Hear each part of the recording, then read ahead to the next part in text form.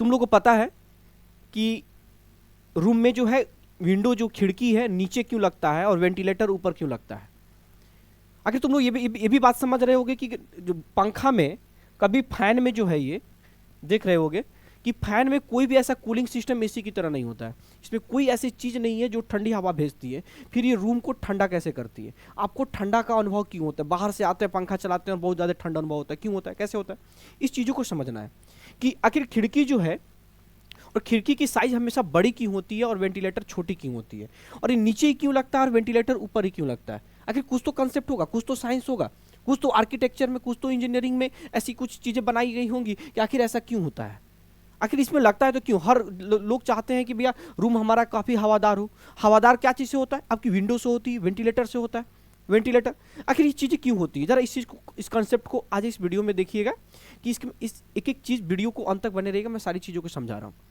आपको इसको जानने से पहले 2-3 चीज़ें समझनी होगी कि जितनी भी ठंड हवाएं होती हैं, इस चीज़ को समझने की कोशिश करेंगे। हम आपको अपनी इंक चेंज कर लेते हैं कि जितनी भी ठंडी हवाएं होती हैं, इस चीज़ को समझने की कोशिश करें। चलिए हम यहाँ पे एक थोड़ी सी दूसरी पेज पे लेके आते हैं और उस चीज़ों को समझ लेंगे, फिर आपको मैं वहाँ पे पहुँचता हूँ। आप वीडियो में अंत तक बने रहिएगा कि देखिए जितनी भी ठंडी हवाएं होती हैं, इस चीज़ को समझने की, देखिए ठंडी हवाएं होती हैं वो भारी होती है, यानी हेवी होती है। क्लियर? दूसरी चीज़ कि जितनी भी गर्म हवाएं होंगी, गर्म जो हवाएं होती है वो हमेशा हल्की होती है, और जब हल्की होगी, आपको पहला कंसेप्ट समझ लिए। दूसरा कंसेप्ट ये भी समझ लीजिए कि जब भी कोई चीज़ हल्की चीज़ें होगी, जो हल्की होगी वो हमेशा कहाँ रहेगी? ऊपर रहेगी। वो कहाँ रहेगी? अभी। और नीचे हमेशा क्या रहेगी? ठंडी। क्योंकि भारी चीज़ें, समझेंगे, ठंडी हवा रहेगी यानी भारी। जो भी कोई चीज़ भारी होगी वो नीचे बैठेगी। वो कहाँ बैठेगी? नीचे। और हल्का जो चीज़ें होगा वो कहाँ आएगा? ऊपर।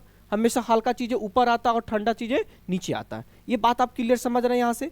चलिए जी, 2 कंसेप्ट आपने समझा, इन दोनों कंसेप्ट पे ही सारी चीज़ें डिपेंड करती है। अब देखेंगे होता क्या है गर्मी के दिनों में, होता क्या है बच्चों, इस चीज़ को समझने की कोशिश करना है कि क्या होता है कि सूरज के द्वारा जितनी भी तापमान आती है, सूरज के विकिरण के द्वारा जितनी भी तापमान आएगी, तो रूम के सारे जितने रूम में, चूंकि दुनिया में ऐसी कोई ऐसी जगह नहीं है जहाँ पे हवा नहीं है, वो निर्वात को छोड़ करके, तो निर्वात तो है नहीं, तो सब जगह हवा है, तो हवा से चारों तरफ रूम भरा रहता है।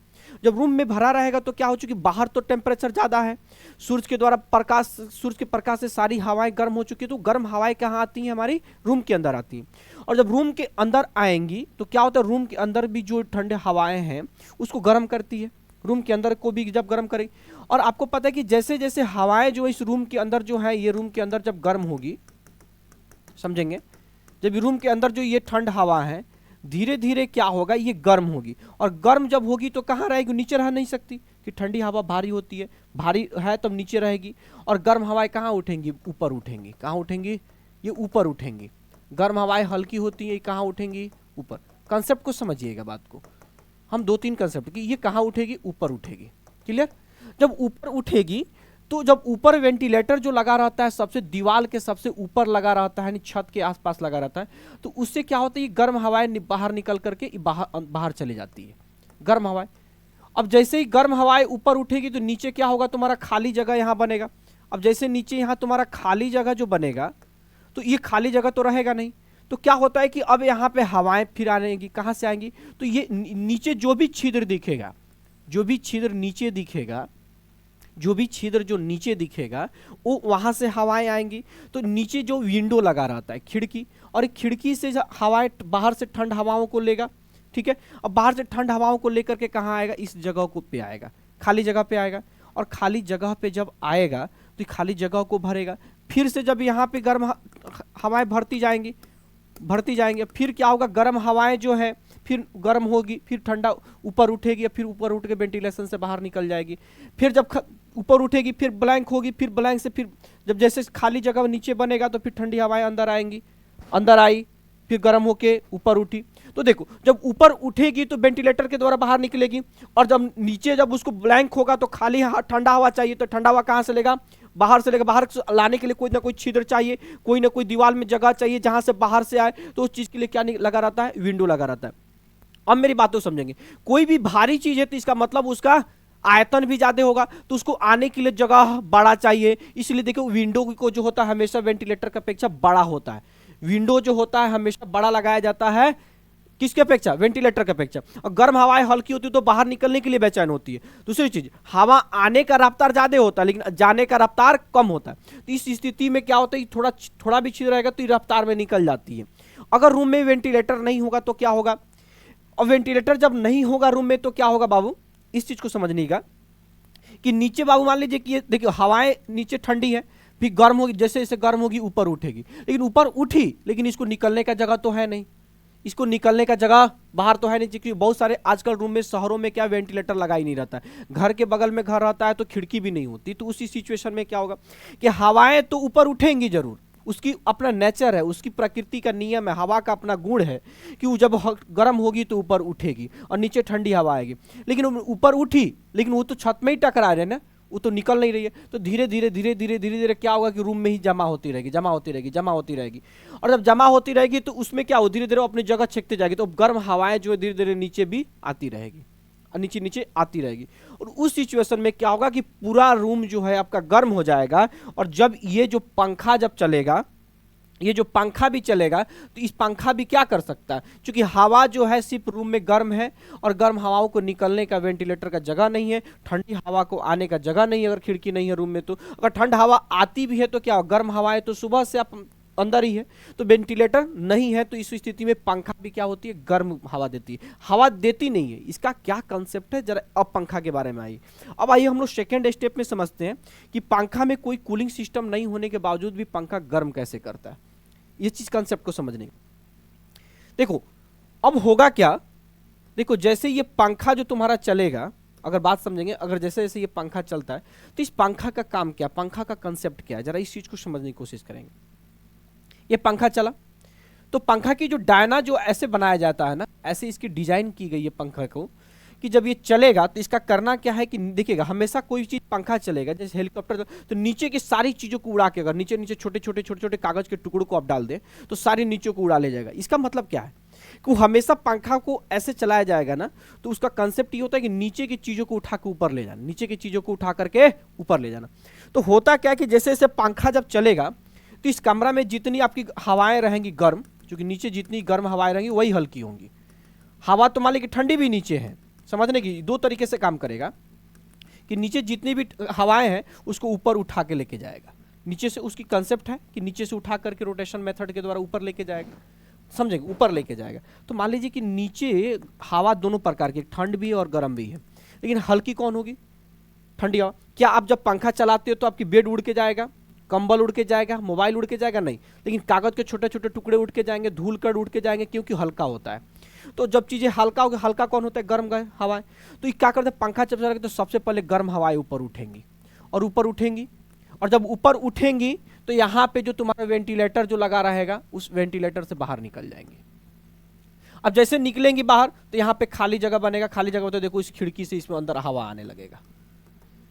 जब हवा आएगा तो इससे क्या होगा, तो पंखा क्या करता है, देखो हवा तो अपने आप भी ऊपर उठती है, लेकिन पंखा चलता है तो क्या होता है, इसकी स्पीड को बढ़ा देता है। इसकी स्पीड को क्या कि फटाफट इसके गर्म हवाओं को ऊपर फेंकते रहेगा, वेंटिलेटर से बाहर, रूम से बाहर निकलते रहेगा और ठंडी हवाओं को खींचते रहेगा। ठंडी हवा खींचता नहीं है, क्योंकि जब नीचे ब्लैंक होगा, जब खाली जगह बनेगा तो वायु दाब के कारण, चूंकि यहाँ प्रेशर कम हो जाता है और बाहर प्रेशर ज्यादा है, तो हवा का कंसेप्ट है कि जब उच्च दाब से निम्न दाब की तरफ जो है हवा जो है आती है। तो मान लीजिए कि रूम में जो हवा कम हो गया तो दाब कम हो गया, बाहर हवा ज्यादा है नहीं दाब ज्यादा है, तो वहां से फटाफट अंदर हवा आता है।